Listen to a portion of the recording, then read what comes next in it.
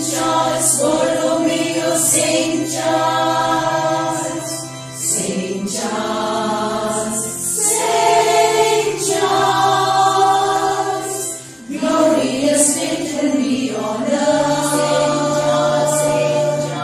Saint Charles, Reformer, Church is in wonder of your peace.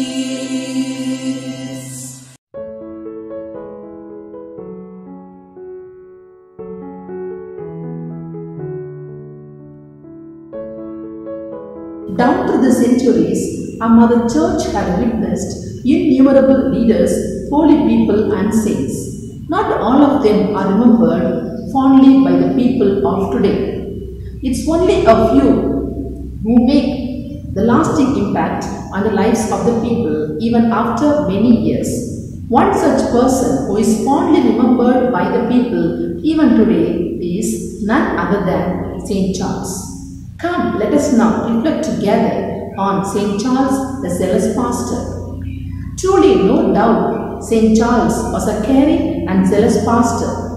In 1576, there was a famine at Milan due to crop failures, and later an outbreak of the plague. The city's trade fell off, and with it, the people's source of income. Many members of the nobility fled the city, but the archbishop remained to organize the care of those infected and to minister to the dying.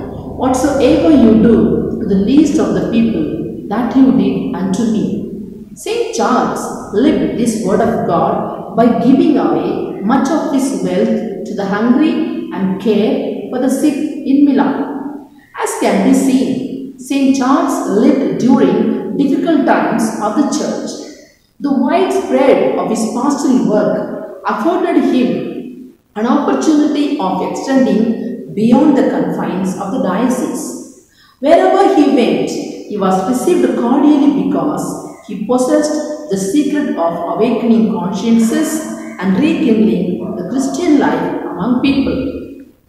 The fruit of his journeys were momentous. Crowds of people gathered along this route, eager to see the cardinal, to greet him and to receive his blessings. The clergy felt reanimated by these public demonstrations of faith. Wherever the holy pilgrimage passed, there was a revival of Catholic life. It could be said that St. Charles had two distinct methods of travelling. The one adopted was when he travelled for the purpose of devotion, while the other was of a sacred journey adopted for his pastoral ministry, entirely taken up with prayers and pious practices.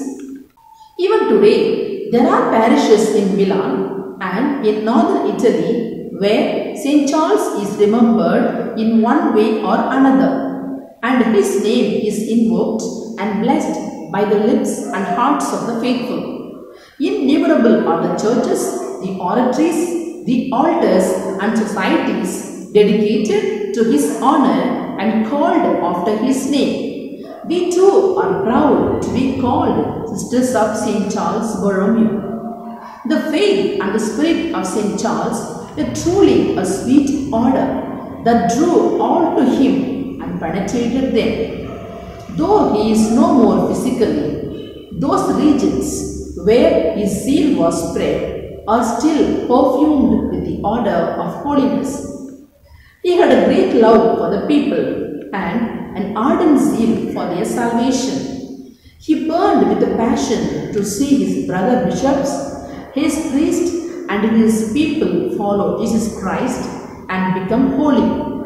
His pastoral ministry, stimulated by his love of Christ, nonetheless met with hostility and resistance. St. Charles was able to continue his mission because, as Pope Francis said, he wanted pastors who would be servants of God and fathers to their people, especially the poor.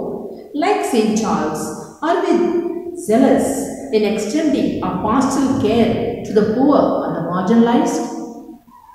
It goes without saying that the church in crisis today. Millions have left the church. Confusions among the faithful and the clergy abounds. Many of the faithful are poorly catechized.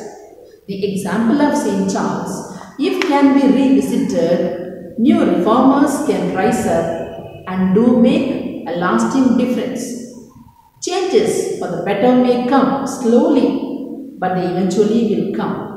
Let us pray for zealous pastors and reformers like St. Charles Borromeo. May St. Charles Borromeo lead and guide us today and always. Thank you. O saintly reformer, St. Charles Borromeo, move us to love and transmit only goodness and kindness of Jesus. You lived your life as an example to shine and guide the church to holiness.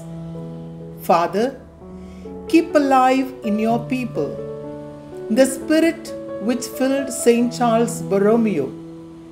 Let your church be continually renewed and show the image of Christ to the world by being conformed to his likeness, who lives and reigns with you and the Holy Spirit forever and ever. Amen.